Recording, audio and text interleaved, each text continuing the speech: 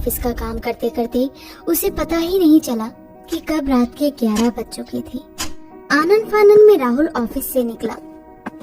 अपनी बाइक निकालने के लिए राहुल पार्किंग एरिया में गया। पहले तो उसकी बाइक शुरू नहीं हो रही थी, लेकिन थोड़ी देर की कोशिश के बाद बाइक चल पड़ी। कड़कड़ाती ठंड में राहुल जम रहा था। तेज हवाओं से उसका शरीर ठिठुर रहा था। कल बॉस से बात करके अपनी शिफ्ट जल्दी ही करवा लूंगा। नहीं तो ऐसा ही चलता रहा तो एक दिन यूं ही जम जाऊंगा और किसी को मिलूंगा भी नहीं। थोड़ी और दूर जाने पर राहुल ने देखा कि कंस्ट्रक्शन का काम चल रहा है। रास्ता पूरी तरह बंद किया हुआ था। दूसरे रास्ते को देखने के लिए राहुल ने अपना फोन निकालकर मैप से सहायता ली। राहुल को दूसरा रास्ता मिल गया। इसके बाद उसने यू टर्न लिया और आगे की तरफ निकल गया। रास्ता काफी कच्चा था, जिससे बाइक की स्पीड कम हो गई। दूर दूर तक राहुल को कोई भी दिखाई नहीं दे रहा था। आसपास सिर्फ और सिर्फ घने पेड़ और जानवरों की आवाजें आ रही थी। अरे यार, ये कौन से रास्ते पर आ गया मैं? सब कुछ इतना डरावना लग रहा है जैसे कि आज ही मेरा आखिरी दिन हो। रास्ता असल में काफी डरावना था। तेज तेज हवाओं के कारण पेड़ों के सनसनाने की आवाज आ रही थी। कहीं दूर से भेड़िए के चिल्लाने की आवाज भी राहुल के कानों को साफ साफ सुनाई दे रही थी। इसी तरह की भयानक आवाज सुन उसने बाइक रोकी और अरे यार, इन आवाजों को तो अब मैं और नहीं सुन सकता। एक काम करता हूँ, हेडफोन लगा लेता हूँ। कम से कम अपने मनपसंद के गाने सुनूंगा तो ध्यान भटकेगा मेरा। अपना ध्यान भटकाने के लिए राहुल गाने सुनने लगा। गाने सुनते सुनते राहुल काफी दूर आ चुका था, लेकिन अभी तक वो मेन रोड तक नहीं पहुंचा था।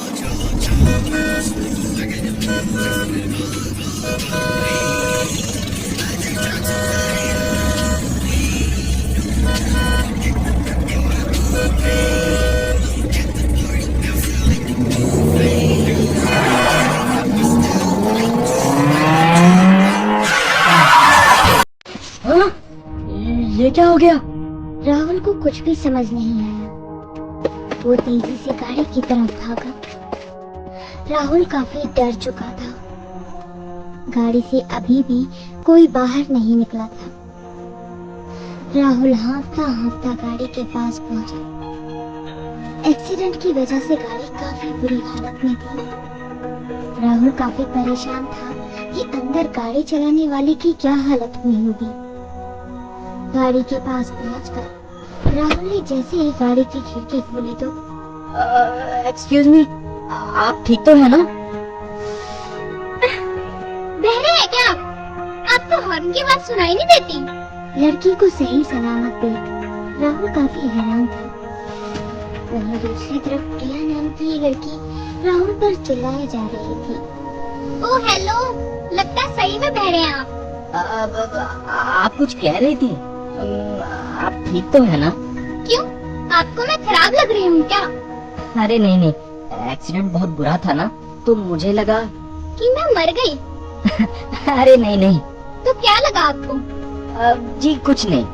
देखिए भाई साहब, गाड़ी में सीट बेल्ट नाम की भी कुछ चीज होती है, जिसका उपयोग बुद्धिमान लोग ही करते हैं। जी? बड़े बेवकूफ हो यार तुम तो। चलो सामने से हटो, मुझे बाहर निकलना है। प्रिया को एकदम सही सलामत थी। राहुल को बड़ी ही हैरानी हो रही थी, लेकिन अब वो करता भी तो क्या करता। उसने अपनी गलती के लिए प्रिया से माफी मांगनी शुरू कर दी।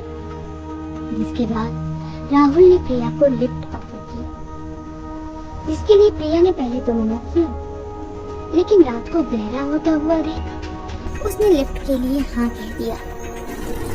जिसके बाद दोनों आगे के लिए निकल गए। देखिए, मुझे माफ कीजिए, मैं बहुत ही तेज वॉल्यूम में गाने सुन रहा था, इसलिए मुझसे ये गलती हो गई। हाँ ठीक है, माफ किया। अब इस रास्ते से जल्दी निकलो, मुझे बहुत डर लग रहा है। अरे ऐसा क्या हो गया? कोई भूत थोड़ी ना खा रहा है आपको। तुम्हें इस रास्ते के बारे में कुछ पता नहीं है क्या? मुझे क्या पता होना चाहिए था?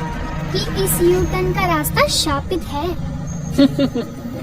अरे कुछ नहीं, देखिए ऐसा कुछ नहीं होता है। अरे मैं मजाक नहीं कर रही। अच्छा अच्छा, बताइए क्या बात है जिस वजह से आप डर रही हैं? प्रिया ने उसे बताया कि कुछ समय पहले यहाँ एक लड़की की कुछ लड़कों ने मिलकर हत्या कर दी थी। उन्हीं लड़कों की तलाश में आज भी वो लड़की इसी रास्ते पर घूमती है और जो भी उसके हाथ लग जाता है वो उसे नहीं छोड़ती। कहानी अच्छी है। ये कोई कहानी नहीं, सच्चाई है। देखिए मैंने तो आज तक ऐसी कोई कहानी नहीं सुनी। इसका मतलब ये तो नहीं कि जो मैं कह रही हूँ वो झूठ है। ठीक है, आप जीती मैं हारा। दोनों एक दूसरे के बारे में बात करने लगे। काफी देर हो चुकी थी कि तभी राहुल को एहसास हुआ कि वो ही पिछले 10 मिनट से बोले जा रहा है, लेकिन प्रिया ने चूं तक नहीं की। प्रिया आप कुछ बोल क्यों नहीं रही हैं? क्या हुआ, आप सो गई क्या? हेलो प्रिया। राहुल ने अपनी बाइक रोकी। उसने जब पीछे मुड़कर देखा तो प्रिया वहाँ नहीं थी। हाँ? ये कैसे हो सकता है? ये प्रिया कहाँ चली गई? प्रिया आप कहाँ हैं? राहुल काफी डर चुका था। प्रिया की उसके साथ ना होने की वजह से उसकी हालत खराब हो रही थी। उसने हर जगह निगाहें फिराई, लेकिन प्रिया उसे कहीं दिखाई नहीं दी कि तभी पेड़ों की सरसराहट तेज हो गई। ये सब देखकर राहुल के ठंड में पसीने छूटने लगे। उसका गला सूखने लगा कि तभी उसकी बाइक की हेडलाइट चलने बुझने लगी। आसपास से अजीब अजीब सी आवाजें भी आने लगी।